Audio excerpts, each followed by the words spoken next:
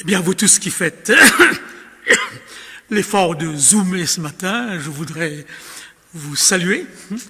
Je dis bien l'effort parce que ça demande sans aucun doute pour beaucoup un effort. Il faut bien qu'on sente le besoin d'une parole de Dieu en ce sabbat. Et à ceux qui sont là, devant moi, je les salue, je vais même les saluer personnellement, Olivier, que je retrouve avec plaisir, Julien, Evelyne, la famille Félix, les autres dont le nom m'échappe. Vous êtes si peu nombreux qu'on peut vous appeler par votre nom. Et ça fait vraiment plaisir. En dehors de l'aspect sanitaire, l'aspect médical de cette crise du Covid, on se rend compte combien c'est difficile d'articuler le mot juste, le bon mot. Les discours du président et des représentants du gouvernement sont passés au pain fin. Et pendant des jours et des jours, on commente un seul mot. J'ai l'impression que ce qu'a écrit un auteur qui m'échappe est tout à fait vrai. Pas si simple de se faire comprendre. Ce que la personne pense, ce qu'elle veut dire, ce qu'elle croit dire, ce qu'elle dit, ce que vous voulez entendre, ce que vous croyez comprendre et ce que vous comprenez, il y a au moins 9 possibilités. J'aurais tendance à croire qu'avec le mot confinement, il y a au moins une 50aine de nuances d'interprétation, provoquant de la frustration, de la confusion, des non-sens, des contresens, une protestation devenue presque agressive. Le mot juste. Et chaque situation nouvelle, comme ce Covid, apporte d'autres mots qu'on ne connaissait pas, ou qu'on connaissait, qu'on n'utilisait pas. Confinement, par exemple. Dans son premier discours, le président ne l'a pas utilisé. Il pensait que ce mot était trop élitiste. Il a été critiqué pour cela. Je vois un autre mot, asymptomatique, n'est-ce pas? Comorbidité. Oh là là, ce que je l'ai entendu, je me suis dit de quoi il s'agit. Et je me suis rendu compte que je suis dans cette catégorie qui souffre de ce mot. Présentiel, n'est-ce pas? Culte virtuel, culte présentiel, cours virtuel, cours présentiel. Voilà des mots qu'on ne connaissait pas ou qu'on n'utilisait pas. Et dans quelques années ou quelques mois, lorsque nous parlerons de ces mots, on ne va pas consulter un dictionnaire. On va se référer au Covid. Mais il y a des mots aussi que nous connaissions qui sont maintenant, qui entrent dans notre façon de vivre. Le mot masque. Eh bien oui, le piège des mots. Le piège des mots, et je comprends quand Salomon dit une parole dite à propos, et comme une pomme d'argent, une pomme d'or dans les ciselures d'argent. Je me suis rendu compte personnellement, dans mon ministère, combien les mots sont importants. J'étais en Nouvelle-Écosse, je faisais une conférence sur le sabbat, et à la fin, quelqu'un est venu tout heureux, tout joyeux, en me disant « Je suis tellement d'accord avec ce que vous dites ». Et sa femme qui était à côté lui a dit « Mais tu n'as pas compris. Il n'a pas parlé du dimanche. Il a parlé du sabbat. Du samedi. Tu ne l'observes pas. » Eh bien oui, cet homme m'écoutait-il avec ses oreilles ou avec son vécu? Et je me rends compte que Dieu s'est trouvé plusieurs fois, Jésus s'est trouvé plusieurs fois avec cette question. Quand vous pensez qu'il va être exécuté à cause d'un mot, temple, détruisez ce temple, et je le rebâtis en 3 jours. Et lorsque Caïphe l'entend, il déchire son vêtement et il demande qu'on l'exécute. Un mot. L'histoire en est remplie. Eh bien oui, je téléphonais quelque temps de cela à un collègue que vous connaissez bien, Bernard Sauvagnat, et je lui posais la question, Bernard, qu'est-ce qui est en jeu avec ce Covid? Sur quoi l'Église devrait-elle réfléchir? Qu'est-ce qui est mis en question? Et il m'a dit tout simplement, et je le crois pertinemment, c'est le mot Église. C'est l'Église, la notion d'Église qui est en jeu actuellement. Et je voudrais ce matin qu'on y revienne. Vous avez un mot dans l'histoire protestante française qui a joué un rôle capital et qui joue encore un rôle capital. Si vous allez à Aigues-Mortes, vous visitez la tour de Constance, vous aurez l'histoire de Marie Durand dans cette tour immense, avec une aiguille tricotée. Elle avait écrit sur une paroi de cette tour le mot « résister ». Combien de temps a-t-elle... Il lui a fallu pour écrire ce mot « résister », imprimer ce mot sur cette paroi. Et c'est ainsi que, en y pensant, cela m'a renvoyé à 2 Timothée 3, 8, où il est question de Jeannès et Jean Bresse. On ne les connaît pas plus que cela. Et il est dit qu'ils avaient une foi incapable de résister à l'épreuve. Et en lisant le contexte, je me rends compte que ce n'était pas une épreuve de menace quelconque, mais c'était une épreuve de compréhension du mot ou des mots de la foi. Parce qu'il est dit qu'ils sont réprouvés en ce qui concerne la foi, corrompus d'entendement, s'opposant à la vérité. Donc, c'est les mots de la foi. Ce Covid est une épreuve silencieuse, insidieuse, qui remet en question des mots-clés, et même dans le domaine de la foi. Nous sommes dans le non-sens, dans des contresens. Quelqu'un de haut placé, un érudit, disait cette semaine à la télévision, quand on me parle, n'est-ce pas, eh bien, de commerce non essentiel, jusqu'à l'heure, je ne sais pas de quoi on parle. Eh bien oui. Alors, qu'est-ce qui me pousse ce matin à m'appesantir sur le mot « Église » ? Vous suivez l'actualité, et si nous sommes là ce matin, c'est grâce à cette intervention musclée de l'Église catholique. Elle continue à se battre pour qu'on soit plus que 30 la semaine prochaine. Eh bien, pendant une dizaine de jours, l'Église a été dans l'actualité parce qu'elle réclamait ce temps de la messe au nom de la Constitution et de la liberté religieuse qui donne le droit de pratiquer sa foi. Et j'ai suivi ce débat en étant très bouleversé. Parce que plusieurs fois, les journalistes ont posé la question aux évêques qui étaient là sur le plateau. Mais quelle est la différence entre vous, catholiques, et les protestants? Pourquoi eux peuvent adorer leur Dieu seuls face à leur Bible, dans le cadre de leur chambre, n'importe où? Et pourquoi vous, catholiques, vous avez besoin de vous réunir? Question pertinente. Et la réponse de ces évêques me bouleverse. Et ce qui me pousse ce matin à aborder la question avec vous. 2 réponses. Pour nous, catholiques, la messe, ce n'est pas un programme qui s'adapte aux circonstances. C'est une rencontre avec le Christ au travers de son corps, qui est l'Église. On ne fait pas la messe tout seul. Durant la messe, on participe à un corps perçu par la foi, bien sûr.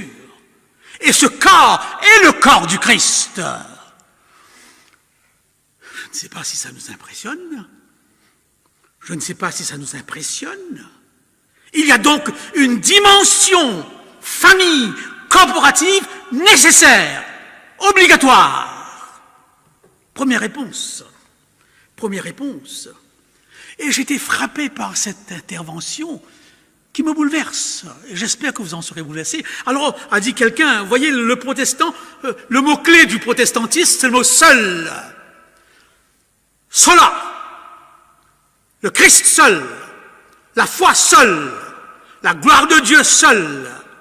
N'est-ce pas? Et la Bible seule. Les cinq, cela. Voyez-vous, pour eux, il suffit d'être seul face à la Bible, seul face à Dieu, seul face à la gloire de Dieu, seul face à la parole de Dieu. Ils adorent en solo. Est-ce vrai? Est-ce vrai? Êtes-vous d'accord avec? Si vous êtes d'accord, rentrez chez vous. Pourquoi se connecter? Zoom est là, c'est un pis-aller, mais c'est quand même quelque chose.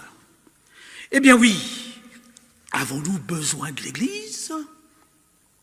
J'entends des réflexions parfois qui me glacent le dos. On n'est pas sauvé par l'Église, c'est juste. Comme vous n'êtes pas sauvé par l'hôpital, mais vous avez besoin de l'hôpital. Toutes les dispensations de la médecine passent au travers de l'hôpital, n'est-ce pas? Deuxième réponse de ces évêques catholiques. La messe est un sacrement. Voilà un mot qu'on ne connaît pas chez nous. On est même allergique à ce mot. C'est un événement. C'est un événement. Quelque chose de vrai se passe. Lorsque je suis assemblé dans le corps du Christ, c'est une expérience. Et c'est pour cette raison qu'on ne va pas à la messe. On va participer à l'Eucharistie. C'est-à-dire à l'expression, à l'actualisation, à la réactualisation du sacrifice du Christ. Théologiquement, nous ne sommes pas sur le même bord ici, je l'accepte, mais cette idée que ce temps est un événement, pas un programme, m'interpelle. Alors, chers amis, c'est important. Parce que si nous roulons sur des rails tordus, nous n'arriverons pas à destination. Si les mots de la foi ne sont pas clairs pour chacun d'entre nous, eh bien, nous n'arriverons pas à destination. On va dérailler. Retournons à ce texte de Matthieu 16, qui est un texte fondateur. Je bâtirai mon Église. L'Église est une idée de Jésus-Christ. L'Église est un projet de Jésus-Christ. L'Église est un plan de Jésus-Christ. Et il dit, je suis à la tête de l'Église. Et là encore, je me rends compte en discutant de temps en temps avec certaines personnes, combien ce mot est galvaudé, il n'est pas compris. Lorsque dernièrement, je crois vous avoir rappelé ça dans un de mes sermons, je pose la question à cette dame, est-ce que tu vas à l'église? Non, parce que mon église n'est pas structurée pour les gestes barrières. Ça se comprend, ok. Mais tu ne vas pas? Non, j'y vais pas. Mais je lui rappelle qu'il y a 70 églises à Paris. Alors, as-tu une excuse? Alors elle me répond, écoute, je ne suis pas habituée aux autres églises. Et elle emploie plusieurs fois l'expression, c'est pas tout à fait de mon église, mais depuis quand c'est notre église? À la Rubino? Déformation.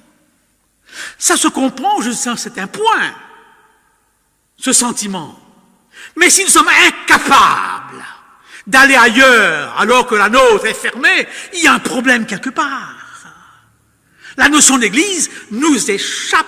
Voyez-vous? De même, lorsque des gens, plusieurs personnes, quand je parle actuellement au téléphone, je reviens toujours sur cette notion d'église par rapport au Covid, parce que c'est l'église qui est en jeu actuellement. Pour la première fois dans l'histoire du monde, durant les guerres, durant les persécutions, il y a eu toujours un moyen d'inventer la rencontre. Et là, c'est interdit. C'est quelque chose qu'on vit pour la première fois dans l'histoire du monde. Je me demande parfois, parce que je prépare une conférence sur les grosses bêtes que nous attendons, mais c'est un petit Covid qui vient.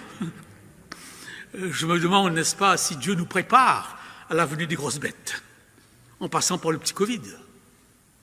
Eh bien oui, lorsque les gens me disent « Je reviendrai à l'église dans 1 an ou dans 2 ans, lorsque tout sera terminé », je leur pose directement la question « Mais pourquoi tu reviens? Que viens-tu faire 2 ans après? Écouter un sermon? Mais tu peux le faire par Zoom. Tu en as des centaines sur Internet. Pourquoi tu reviens dans 1 année ou 2? Chers frères et sœurs, pesons nos mots. Soyons sérieux, comme chante Francis Cabrel. Ce monde n'est pas sérieux, c'est tellement plein d'incohérences. Le mot juste. Et bien sûr, comme je l'ai dit aussi une fois dans ce sermon, lorsqu'on sent le besoin de prendre du recul par rapport à l'Église, de se reposer. On m'a trop sollicité, maintenant je m'écarte. Mais enfin, avons-nous compris le sens de l'Église? Eh bien oui. Et là, je rappelle quelque chose de fondamental. Et je rapproche ce texte de Jésus-Christ d'un autre texte que j'ai mentionné d'ailleurs. « Détruisez ce temple et je le rebâtis ». En d'autres mots, le Christ fait allusion à son corps et à un événement, et cet événement est tout simplement la résurrection. Il y a une annonce qui fonde l'Église. Je bâtirai. Et il y a un événement qui donne à l'Église sa naissance, la résurrection. Et c'est ainsi que lorsque Pierre prêche sous l'action de l'Esprit dans Actes chapitre 2, il dit « Dieu l'a ressuscité, Dieu l'a délivré des morts ». Et ils eurent le cœur vivement touché. Pourquoi? Pourquoi ont-ils le cœur vivement touché? Parce que dans cette foule qui écoute Pierre se trouvent peut-être un peu au loin les officiels romains. Et ils savent que le corps du Christ n'était plus dans le tombeau. Ils le savent. C'est eux qui ont prétendu qu'on a volé son corps. Chers frères et sœurs, et dans cette foule, il y a les femmes qui ont vu le tombeau vide, il y a des apôtres qui ont vu le tombeau vide, il y a 500 frères qui l'ont rencontré. L'Église est fondée sur un événement. Ce n'est pas une nouvelle morale que le Christ apporte. C'est l'inauguration d'un événement. C'est dans ce sens que nous devons penser à l'Église en termes d'événements. Bien sûr, Paul sera clair dans 1 Corinthiens 15, vous le savez. Cet événement est un événement de la foi.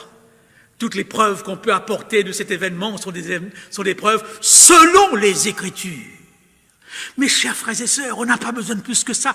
Si l'Église chrétienne, je n'entre pas dans les aspects de sa fragmentation, est présente dans le monde comme une réalité qui n'existait pas avant et qui existe après, lorsque le Christ dit « Je bâtirai mon Église ».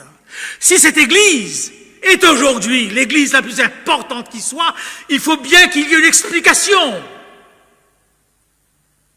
La seule explication, c'est que quelque chose s'est passé pour transformer ces apôtres peureux, enfermés dans la chambre haute, en des héros de la foi qui iront jusqu'à la mort. On ne meurt pas pour une fable. On ne s'expose pas au martyr pour une légende. Au Québec, où les racines sont très chrétiennes, populaires, traditionnelles, de temps en temps, dans des petits villages, on nous dit que la Vierge Marie s'est révélée, soit on a vu du sang qui coulait de son front. Ça arrive souvent, dans les pays de l'Est aussi. L'Église ne soutient pas ce genre de fable. Mais je me souviens très bien que dans Saint-Georges-de-Beauce, un petit village qui n'était pas loin de là où j'habitais, cette nouvelle se répandait et attirait des foules pour voir ce sang coulant du front de la Vierge Marie. C'est toujours quelque chose d'impressionnant. lorsque la police a émis dans le journal une petite annonce. Si nous découvrons qui est derrière cette manipulation, parce qu'on peut manipuler aujourd'hui, eh bien voilà, il n'aura pas seulement un temps d'emprisonnement, mais il aura une forte amende. Alors, vous pouvez comprendre tout de suite que celui qui manipulait, c'est dénoncé. Ce serait ridicule de payer une forte amende, de s'exposer à la prison pour une fable qu'on a soi-même inventée. Comment pouvez-vous dire qu'ils l'ont inventée, cette fable, et maintenant qu'ils sont prêts à mourir pour cette fable? Ça n'a pas de sens. C'est peut-être la plus belle preuve de la résurrection. L'Église est la plus belle preuve de la résurrection. Alors, j'arrive maintenant à moi. J'arrive avec vous. Quelle est la plus belle preuve de cela dans votre vie? C'est votre baptême. C'est votre baptême. Et l'apôtre Paul, est clair ici. Ce baptême n'est pas une offre de l'homme, c'est une offre de Jésus-Christ. C'est un événement qui a eu lieu publiquement, comme la résurrection. Vous tous qui avez été baptisés en Christ, vous avez revêtu Christ. Il n'y a ni juif, ni grec, ni esclave, ni libre, car tous, vous êtes en Christ. Nous avons tous en effet été baptisés dans un seul esprit pour former un seul corps, soit juif, soit grec, soit esclave, soit libre, et nous avons tous été abreuvés d'un seul esprit. Voilà. Notre baptême est une réplique de la résurrection, et le fondement de l'Église dans nos vies, c'est cet événement, pris peut-être sans trop le comprendre, je l'avoue.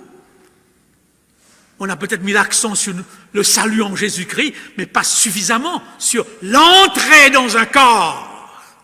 Lorsqu'après vous êtes sortis de l'eau, on demande à l'Église de voter l'entrée, cet élément est important. Nous sortons de l'eau et nous entrons dans un corps. Est-ce que c'est clair pour nous tous? Lorsque je parle superficiellement de l'Église, lorsque je mets en cause la réalité de l'Église, je mets en cause mon baptême. Je mets en cause la réalité de mon baptême. Voilà. Est-ce que nous pesons donc les mots? J'aime bien cette déclaration de Paul Tournier, médecin suisse. Il n'y a que deux choses qu'on ne peut pas faire tout seul dans la vie. Premièrement, se marier. On peut le faire virtuellement, mais ce n'est pas un mariage. C'est ça? On ne peut pas se marier tout seul et on ne peut pas être chrétien tout seul. Au moment où on devient chrétien, on augmente. J'aime bien cette notion du passé, et je l'ai utilisée plusieurs fois, lorsque dans un mariage, je dis aux mariés, oui, vous devenez deux, mais non pas seulement deux, mais vous devenez une famille élargie, avec davantage de cousins, davantage de cousines, d'autres pères, d'autres mères.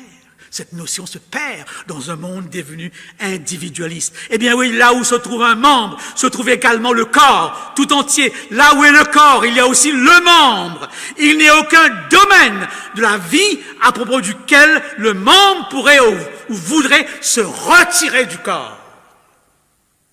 Lorsqu'il se retire, on appelle ça apostasie. Oui. Ainsi Paul dira, je peux appuyer tout ce que je vais dire maintenant par un verset, nous sommes forts ou faibles en Christ. Nous donnons de la peine, nous réjouissons dans le Seigneur. Nous exhortons, nous parlons en Christ. Nous exerçons l'hospitalité en Christ. Nous nous marions dans le Seigneur. Nous sommes prisonniers, esclaves dans le Seigneur. L'Église, c'est le corps du Christ. Oui, l'Église, c'est quelqu'un. L'Église, c'est un homme vivant, un homme nouveau, transformé par la parole de la vérité, un homme nouveau, créé selon l'image de Jésus-Christ. Le Christ, l'Église, c'est le corps visible de Jésus-Christ. Et là, je serai très clair. Ce que tous ces prêtres ont dit me conviennent. Me conviennent. Chers frères et sœurs, réfléchissez. Notre présence ici, c'est une expérience vécue au niveau de la foi. Et il suffit que de 2 personnes pour que l'Église soit réunie. Olivier l'a rappelé dans sa prière, là où 2 ou 3 sont rassemblés.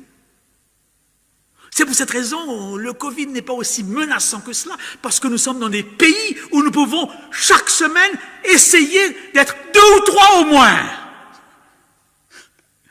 Et peut-être un jour viendra où, avec davantage de force, on sera obligé, d'une manière invisible, fragmentée, d'être 2 ou 3 seulement.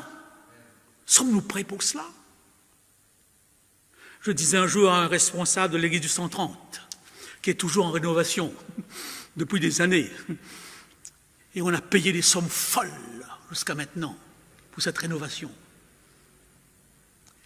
Et je lui disais, mais pourquoi vous ne tentez pas l'expérience primitive? Rassembler la communauté, grouper les gens qui sont à quelques kilomètres de distance, faites l'expérience de l'église du départ. Ils étaient 500 groupes, suivant Joachim Jérémias, spécialiste du Nouveau Testament, entre 20 et 30, 20 000 personnes à Jérusalem. Ça a duré presque 2 siècles. C'est avec Constantin que l'Église va changer complètement d'orientation. C'est avec Constantin que le concept d'église-bâtiment va apparaître, cathédrale. Pendant 2 siècles, c'était les églises, cellules, maisons. Et ce Covid devrait attirer notre attention sur cette dimension. Laissez-moi. Alors, si vous lisez l'épître à Philémon, et vous comprendrez ce que c'est que l'Église. C'est une épître que nous lisons sans trop de comprendre, parce que l'esclavage, nous voyons ça dans les films, nous lisons les ouvrages, mais nous sommes bien loin de l'esclavage. Et là, vous avez un homme appelé Onésime, un esclave. Son maître est aussi, lui est esclave. Et son maître, comme son maître, il est devenu chrétien. Les 2 ne l'étaient pas au départ. Les 2 deviennent chrétiens. Et voilà qu'Onésime se sauve, pour une raison que Paul ne donne pas. Et Onésime trouve auprès de Paul, eh bien, un refuge. Et Paul développe pour cet esclave une profonde amitié. Mais il ne veut pas le garder. Il le renvoie à son maître. Et Paul, qui écrit au maître, pour qui il a beaucoup d'estime, il est un ami de ce maître. Il lui dit, reprends-le, traite-le comme un frère. Je ne sais pas si nous pesons tout ce que cela signifie. Quelle révolution! Traiter un esclave de frère. Comment être maître, être esclave et en même temps être frère? Ça nous dépasse, parce que nous ne saisissons pas toute la portée de ce que signifie esclave. Et c'est pour cette raison que dans les 2 textes, où il est question, n'est-ce pas, ni juif, ni grec, ni homme, ni femme, ni esclave, ni libre, dans les 2 textes où il est question du baptême, on associe cette dimension. Tous frères en Christ, sœurs en Christ. C'est une révolution. La société romaine était compartimentée. L'esclave était pire qu'une chose. Il n'avait pas de nom. De même pour la société grecque, de même pour la société juive. La femme, les enfants exclus. Les étrangers. Dans la société hindoue, vous avez 4 classes. Dans l'islam, vous avez des gens arrivés tout près de Dieu et d'autres qui suivent. De même dans le bouddhisme. C'est seul dans l'église chrétienne où le plus grand est le plus petit. Où le plus grand sert. Pas de hiérarchie. Peut-être fonctionnelle, mais ça s'arrête là. Avons-nous saisi cela quand nous parlons d'église? Et alors, nous sommes habitués à des métaphores. Et je vous présente 2 autres métaphores de l'église. La métaphore du fleuve et la métaphore de l'arbre. Ces deux métaphores sont dans le jardin d'Éden. Il y a un fleuve à plusieurs branches et il y a un arbre. Vous retrouvez cette métaphore, ces deux métaphores dans l'Apocalypse. Le fleuve et l'arbre. Quelle est la différence? Eh bien, le fleuve se construit à partir du multiple. À partir du multiple. Les branches du fleuve viennent de partout, se déversent pour former un fleuve. En d'autres mots, avec le fleuve, la diversité cède le pas à l'unité. Avec l'arbre, c'est le contraire. Parce que l'arbre est seul. C'est une graine au départ. Et l'arbre, comme le Christ le dira, pousse des branches, un tronc avec des branches. En d'autres mots, avec l'arbre, l'unité devient diversité. Extraordinaire. C'est pour cette raison que vous comprenez que la réalité de l'Église échappe à toutes les formes de réalité du monde. Dans quelle mesure, eh bien, nous le sentons? Dans quelle mesure nous le vivons? Dans quelle mesure le mot Église, pour nous, a cette dimension? J'ai bien peur. Alors le deuxième mot qu'ont employé ces évêques, c'est ce mot que nous ne connaissons pas, n'est-ce pas? C'est tout simplement le mot sacrement. Le mot sacrement, qu'est-ce que cela veut dire? C'est un mot très catholique. Et ça m'a frappé. J'ai été voir dans ma bibliothèque mon catéchisme catholique. J'en ai un, il a 1000 pages. Si vous voulez savoir tout sur l'Église catholique, eh bien, achetez un catéchisme. Et là, je lis ceci. C'est quoi un sacrement? Toute la vie de l'Église gravite autour du sacrifice eucharistique et des sacrements, il y en a 7. Célébrer dignement les sacrements confèrent la grâce qu'ils signifient. Ils sont efficaces parce qu'en eux, le Christ est à l'œuvre. Comme le feu transforme en lui tout ce qui touche, l'Esprit Saint transforme en vie divine ce qui est soumis à sa puissance. Pendant les fruits des sacrements, cependant, les fruits des sacrements dépendent aussi des dispositions de celui qui le reçoit. En lisant ce texte et en approfondissant le chapitre sur le sacrement, mais j'ai aucun problème avec ce mot. C'est nous qui peut-être nous nous trompons. Là où 2 ou 3 sont rassemblés, je suis parmi eux. Ma parole est esprit et ma parole est vie. Le Saint-Esprit est là pour nous convaincre de péché, de justice et de jugement. Il y a une grâce opérante au travers du corps du Christ. Alors pourquoi ce mot nous effraie? C'est peut-être qu'en tant que protestants, nous avons été habitués à tout faire seuls, à croire que nous sommes seuls devant Dieu. Et avec l'individualisme des pays sécularisés tels que la France, un individualisme eh bien, qui sans aucun doute nous pénètre jusqu'au moelle, nous partons de nous. Je pense donc je suis ce que je pense. Je pense l'Église ainsi, c'est ça l'Église, complètement faux.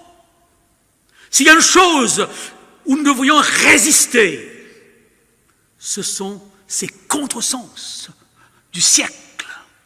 Et je voulais ce matin que nous soyons renouvelés dans notre vision de l'Église. Oui, l'Esprit transforme, l'Esprit unit, l'Esprit crée l'image de Dieu. Le mot sacrement est aussi un mot protestant.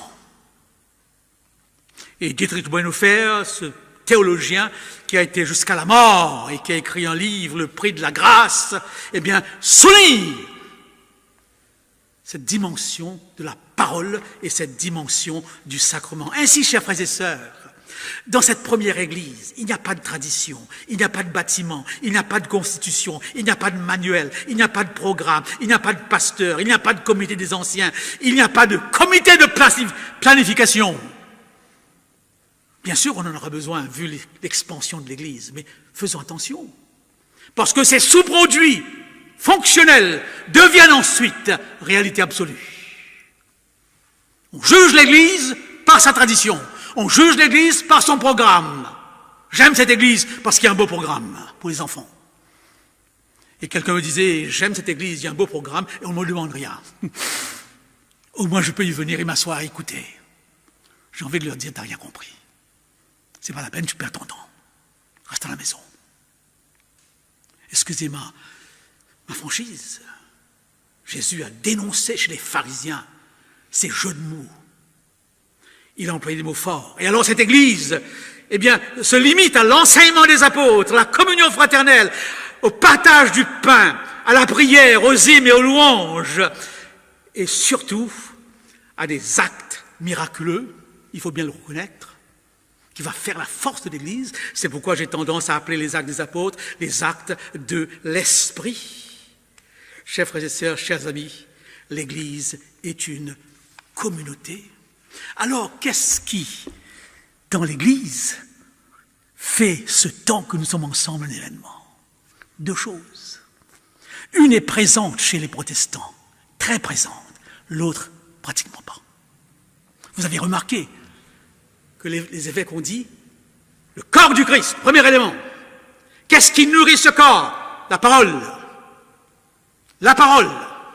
Et deuxièmement, l'Eucharistie. Toutes les églises protestantes, catholiques, orthodoxes, pratiquent l'Eucharistie chaque dimanche. Nous sommes les seuls à le faire chaque 3 mois, pour des raisons traditionnelles. Il n'y a pas une justification rationnelle à cela. Et alors vous comprenez que cette dimension eucharistique, je réfléchis de nouveau là-dessus. S'il me fallait refaire l'Église, eh bien sans aucun doute, j'aurais eu un autre format. Et cette Eucharistie aurait eu, cette sainte scène aurait été faite plus souvent. Avec lavement des pieds ou pas, c'est une autre question. La première Église le pratiquait chaque semaine, chaque fois qu'ils se rencontraient, pendant les 2 premiers siècles. Je ne sais pas pourquoi la nôtre a préféré une mode traditionnelle. Vous connaissez la tradition. Elle vient des méthodistes. Les pasteurs avaient plusieurs églises. Et à cheval, les pasteurs visitaient les églises et ils visitaient une fois par 3 mois. Alors on avait la Sainte Seine une fois par 3 mois. Voilà d'où viennent nos habitudes. Madame White était méthodiste. Mais il n'y a pas de théologie derrière ça. Il n'y a pas de théologie derrière ça. Eh bien oui, quelqu'un dit avec raison, voilà un petit peu l'égarement de l'Église. Au début, l'Église était une communauté d'hommes et de femmes centrée sur le Christ. Puis l'Église se dirigea vers la Grèce. Elle devient une philosophie.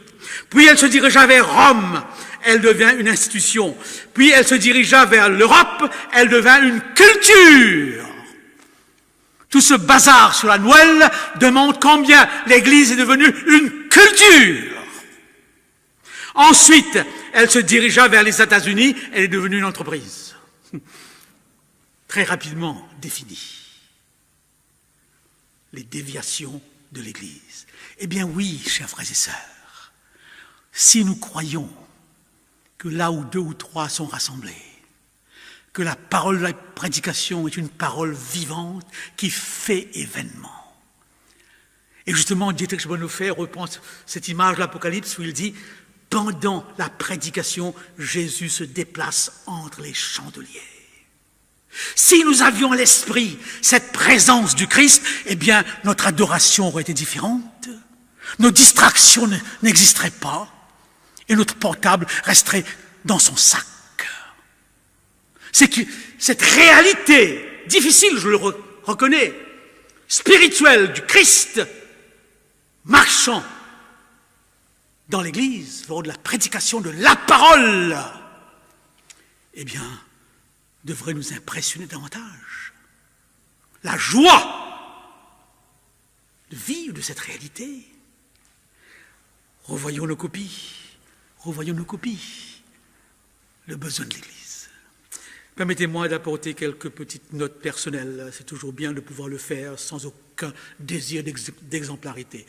Quand je pense à ma spiritualité des 20-25 ans, elle était extrêmement bouillante. Elle est peut-être différente aujourd'hui. Je travaillais comme jeune missionnaire à Fianarantsoa, Madagascar. J'étais seul et j'allais à l'église chaque samedi matin. Mais pendant 3 ans, j'ai écouté. J'allais sans comprendre. Le service était en malgache. De temps en temps, on avait une traduction. Bon, c'est possible que j'allais pour être un exemple, parce que le missionnaire devait être un exemple. Mais je sentais le besoin d'y aller, même sans comprendre, pour être avec la communauté. Je pouvais au moins chanter, parce que beaucoup de cantiques étaient des reprises des cantiques anglais et francophones. Lorsqu'un jour je rencontre quelqu'un au supermarché qui s'appelle Douglas, je le vois encore, mes souvenirs sont frais, il est protestant. Et alors il me pose la question par rapport à l'église, où est-ce que tu vas, comment ça se passe? Et je lui partage le problème que j'ai par rapport à la langue. Il me dit, mais écoute, viens, je suis baptiste, il y a une église baptiste. Et s'il y a une église qui ressemble à la nôtre, c'est bien l'église baptiste. Et pendant des dimanches, j'ai été à l'église baptiste. Tout simplement pour vivre la parole, pour entendre les chants. Et il a même été plus loin en me disant, écoute, je travaille au lycée catholique, et avec un prêtre, on se réunit une fois par semaine. On prend la Bible, on lit un texte, et chacun donne son impression sans aucun jugement de l'autre. Et ensuite, nous prions, et nous partageons une petite collation. J'ai beaucoup aimé ce contact interreligieux, motivé par une seule chose, vivre un instant de communion avec un corps qu'on appelle l'Église. Et c'est ce que je ressens actuellement. Une personne me téléphonait hier me disant « Je serai à l'église ce matin et je serai heureux de te voir ». Et elle a mis en dessous « J'ai hâte ». J'ai hâte. Combien j'ai aimé ce « j'ai hâte ». Hâte d'être avec les frères et sœurs. Je ne peux pas comprendre qu'on me dise « Je reviendrai dans 2 ans », quand tout sera calme. Hâte d'être dans le corps, fragmenté durant la semaine, éparpillé de la semaine, en morceaux durant la semaine. Mais le sabbat matin, l'impression d'intégration. Est-ce que nous avons compris l'Église, chers frères et sœurs? C'est un sacrement. N'ayez pas peur des mots. Ce n'est pas parce que les catholiques l'utilisent qu'on ne doit pas les utiliser. Et le mot clé du sacrement, c'est le mot présence. Présence. Très visible dans nos cantiques. Mais est-ce que c'est aussi vrai lorsque nous sommes sur les bancs? Chers frères et sœurs, quel était le rêve de Dieu en créant l'Église? Je ne sais pas si les apôtres ont compris ce mot. C'était nouveau pour eux. Ils n'avaient aucun modèle de ce que c'est que l'Église. Lorsque Jésus disait « Je bâtirai mon Église ». Quel était le rêve de Dieu? Je crois qu'il y a un verset qui nous permet de comprendre ce rêve. C'est le psaume 133, verset 1. « Ah, qu'il est beau de voir des frères tous unis entre eux. » Ce cantique existe dans les hymnes et louanges. Je demandais à Olivier de le chercher, je ne sais pas si on l'a trouvé. Et le poète qui a composé le cantique a ajouté quelque chose d'autre. « Esprit de Dieu, tu les éclaires, tu les embrases de tes feux. » Voilà le rêve de Dieu. Mais soyons clairs. C.S. Lewis est un journaliste catholique qui a été athée, qui s'est converti au christianisme. C'est le meilleur défenseur des croyances de l'Église chrétienne. Il est connu par ses films sur Narnia, que les gens regardaient sans trop comprendre, sans aucun doute. Il dit quelque chose qui m'a frappé dans un de ses livres.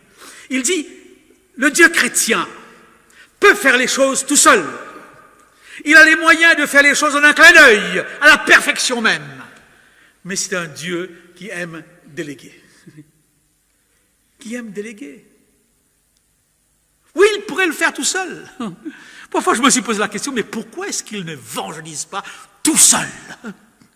Avec ses anges, avec son pouvoir.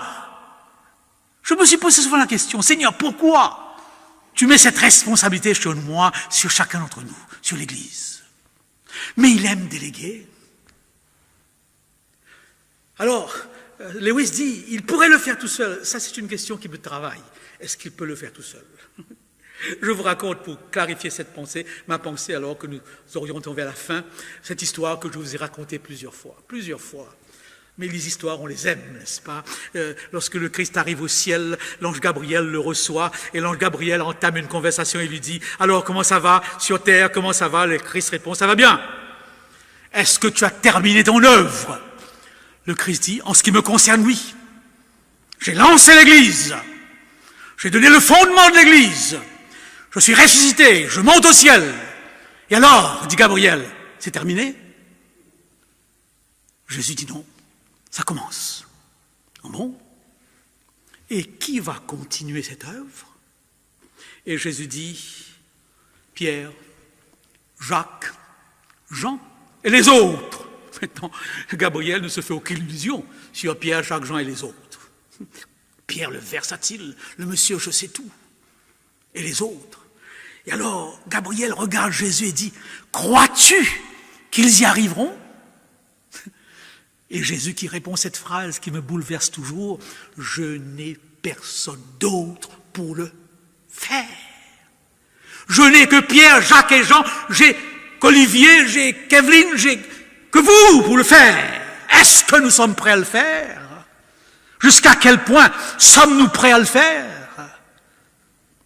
Si nous ne sommes pas prêts à participer au corps du Christ, dans quelle mesure osons-nous penser que nous faisons le boulot? Alors que notre baptême, c'était l'engagement, entrer dans le corps du Christ,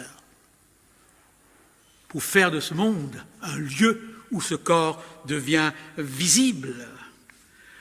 Laissez-moi illustrer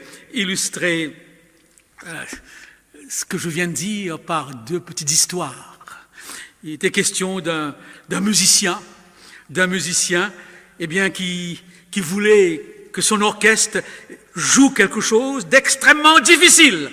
J'ai oublié quel était le morceau qu'il voulait jouer, c'était un morceau de Stravinsky, avec une partie très difficile pour violon. Et celui qui avait été choisi pour jouer cette partie est venu voir Stravinsky en disant « Mais je n'arrive pas, c'est pas possible, c'est trop difficile ce morceau ». Et Stravinsky de dire « Je ne m'attends pas à ce que tu le joues à la perfection. Je m'attends tout simplement à ce que tu essayes de le jouer. Je voudrais entendre quelqu'un qui essaye de jouer cette partie-là. C'est tout ce que je veux, en tant que compositeur. » Et on raconte l'histoire du pasteur Palmer, qui a fait la même expérience. Il avait choisi un petit orchestre de jeunes, et il y avait là, je crois, une symphonie, la deuxième symphonie de Beethoven, très difficile, semble-t-il. Et ces jeunes n'y arrivaient pas, par rapport à un morceau, et certains lui ont dit, mais pasteur, pourquoi vous infligez à ces jeunes musiciens une telle performance, presque impossible pour l'orchestre symphonique de Chicago? Et le pasteur a dit, je ne les impose pas. Mais n'oubliez pas que même s'ils n'y arrivent pas à jouer à la perfection ce morceau, ils pourront quand même donner aux personnes qui écoutent une petite idée de ce que Beethoven voulait faire entendre. À peu près, plus ou moins, mais quand même le monde aura une idée de ce que le maître voulait faire entendre. Et alors, si j'applique ces illustrations à l'Église, qu'est-ce que je dirais? Tout simplement ceci. Paul est clair, nous prêchons Christ crucifié. Nous n'altérons pas la parole, mais nous sommes que des vases de terre. Nous sommes que poussière. Et toutes les faiblesses de l'Église, toutes les imperfections de l'Église expriment justement cette Église poussière, vase de terre, appelée quand même à donner un aperçu de ce que c'est que l'Église. Chers frères et sœurs, retrouvons le sens des mots.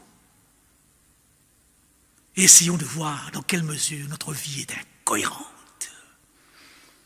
D'où mon premier sermon sur le Covid, bas les masques. Bas les masques.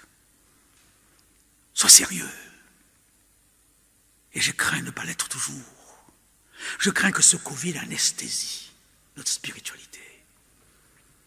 Nous habitue, comme la grenouille qui s'habitue à l'eau tiède jusqu'à ce qu'elle meure. Eh bien oui, je termine. L'apôtre Paul finit toujours ses lettres par quelques notes pratiques, quelques conseils pratiques. Je me permets de donner quelques conseils pratiques. Pas à titre d'exemple, non, tout juste. Si vous voulez analyser votre vie d'Église, essayez de vous rappeler de ce que j'appellerais la pyramide relationnelle du Christ dans le cadre de l'Église. À la base se trouve sa famille, avec qui il est en difficulté. On le prend pour un fou, et il se détache presque. Lorsqu'on lui dit « ton frère et ta sœur, tes frères et tes sœurs sont là », il dit « qui sont mes frères, qui sont mes sœurs, ceux qui font la volonté de mon Père ». Cette base n'est pas belle. Et c'est pourquoi il confiera sa mère à Jean, plutôt de la confier à un de ses demi-frères, appelé frère à l'époque. Ensuite vient l'Église, les 70 disciples. Il est proche de ces 70. C'est l'Église. N'est-ce pas? Ici, nous sommes 400, 500, si je me trompe, ou 300, peu importe. Au-dessus de ce bloc, il y a les 12 apôtres, les initiés, ceux qui sont le plus proches de lui, avec qui il marche chaque jour, ils dorment sous le même toit, ils mangent à la même table. Au-dessus de ce bloc, n'est-ce pas, il y a Pierre, Jacques et Jean. Madame White dit qu'avec ces trois, il pouvait parler de choses qui concernaient son œuvre. Ça existe dans l'Église, les différents niveaux de compréhension. Et on se sent plus proche de certains que d'autres. Avec certains, quand je parle au téléphone, eh bien, je discute longuement sur la notion sur l'Église. Avec d'autres, pas tellement, parce qu'il n'y a pas de répondant. Au-dessus de Pierre, Jacques et Jean, qu'est-ce qu'il y a encore? Marie, Marthe et Lazare. Les amis de cœur. Les amis de cœur. Les amis proches, les plus proches. On va chez eux, on se met dans le sofa, on enlève ses chaussettes. N'est-ce pas? Et Madame White dit qu'avec ces trois, il exprimait ce qu'il voulait, il disait tout ce qui sans craindre d'être jugé. Ça, c'est l'ami. Est-ce terminé? À la tête se trouve un, Jean, le disciple bien-aimé. Quelle est la relation que vous avez en cet instant avec le monde? Oui, j'ai oublié de le dire. Après la famille, il y avait le monde, car Dieu a tant aimé le monde. Identifier dans le réseau du monde, ce qui n'est pas facile, ce monde est indifférent, les éléments avec lesquels vous avez une certaine proximité. Est-ce qu'il y en a? Je ne te prie pas de les ôter du monde, mais de les préserver du mal. Dans le bloc des 70 de l'Église, des 300-400 membres, identifiez. Faites quelque chose ce soir. Prenez une page de papier, mettez 10 noms de membres de Neuilly que vous connaissez, que vous avez déjà salués. Ce serait drôle de passer 20 ans dans une église, de ne pas pouvoir mettre 10 noms. Chers frères et sœurs, soyons sérieux. Est-ce un corps? Est-ce une famille? Avons-nous maintenant 12? Avons-nous 3? Avons-nous encore 3? Avons-nous un? L'ami. Voilà l'Église. On ne peut pas être aussi proche de tout le monde. Non, le Christ ne l'était pas. Il ne l'était pas. Mais il avait un lien avec tous. Alors, je vous propose quelque chose. Et ne me dites pas, j'ai pas le temps. Ne me dites pas, c'est pas mon tempérament. Tout ça n'est pas des options, mais des obligations saintes. Lorsque j'ai appris le problème des EHPAD, c'était grave. J'ai téléphoné à Marie-Catherine, parce que je ne suis pas membre de l'église de Neuilly, mais je me sens dans le corps de Neuilly, actuellement. Aussi bien que dans le corps des autres églises où je prêche chaque samedi. Mais j'ai téléphoné à Marie-Catherine, je lui ai dit, écoutez, j'apprends là des choses terribles au niveau des EHPAD. Donnez-moi le nom des personnes âgées de l'église. qui ne viennent pas à l'église. Je me ferai un devoir de le téléphoner de temps en temps. C'est ce que je fais actuellement. Voilà. Roger disait un jour dans son culte, nous avons 4 membres touchés par le Covid. Aussitôt entré à la maison, j'ai téléphoné à gauche et à droite pour avoir le numéro de téléphone de ces 4 membres. J'ai pu en avoir 2. Vous me direz, mais c'est votre boulot. Vous êtes pasteur. C'est votre fonction.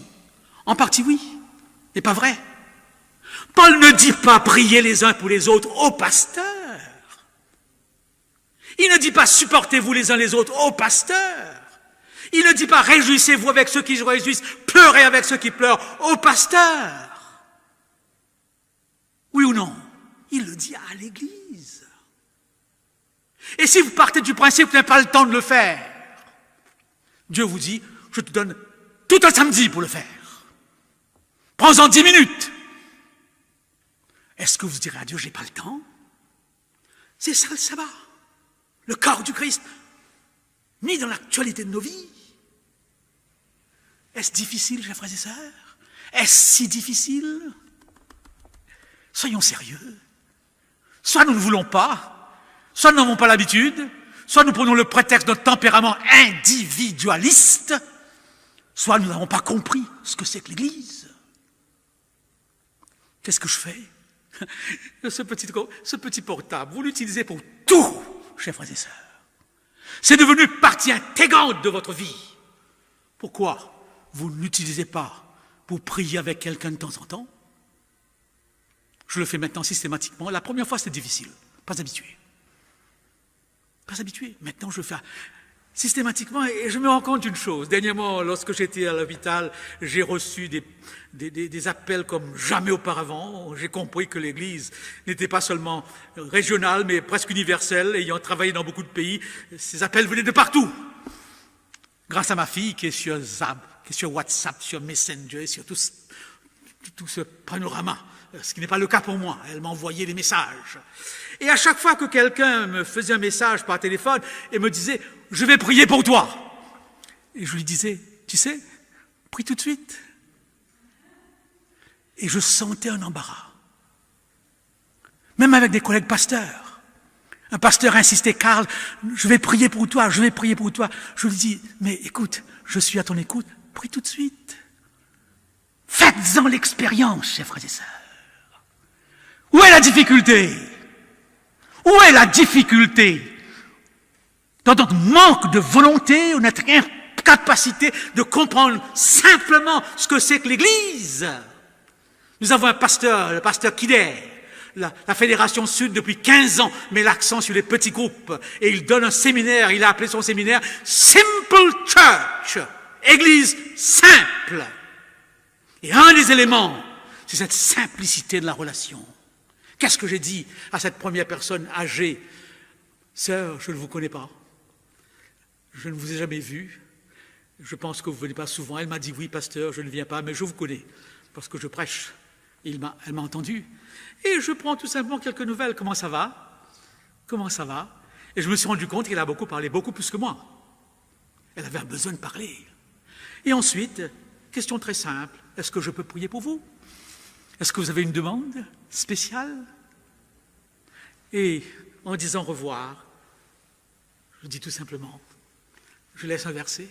Qui dans cette salle, en cet instant, me dira, je ne peux pas faire ça? L'Église, simple. Oui, dit Paul à Philémon, j'ai prié pour toi. Oui, dit Jésus à Pierre, j'ai prié pour que ta foi ne défaille pas.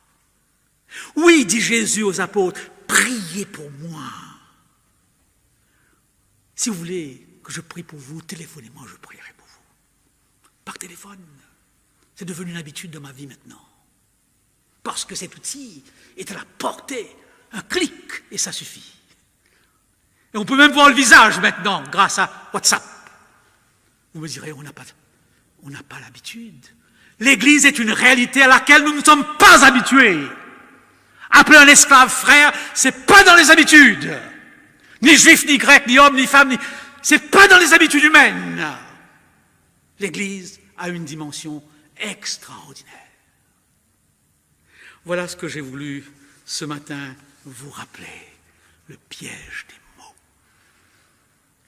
Faisons, chers frères et sœurs, de ce Covid un temps de réflexion. J'ai entendu Patrick Lagarde et beaucoup d'autres responsables dire, et j'entends cela tous les jours, il faudra qu'on s'asseye et qu'on se demande comment faire les choses d'une autre façon après le Covid. On se demande, Olivier, si on va maintenir le télétravail, une autre façon de travailler, un secteur économique de l'Allemagne qui expérimente la journée des 4 jours par semaine et qui se rend compte qu'on est aussi efficace avec 4 jours que 6 jours. On se demande s'il ne faudra pas maintenir cela puisqu'on est aussi efficace. Je n'entends pas beaucoup l'Église réfléchir sur la façon dont on va faire l'Église au sortir du Covid.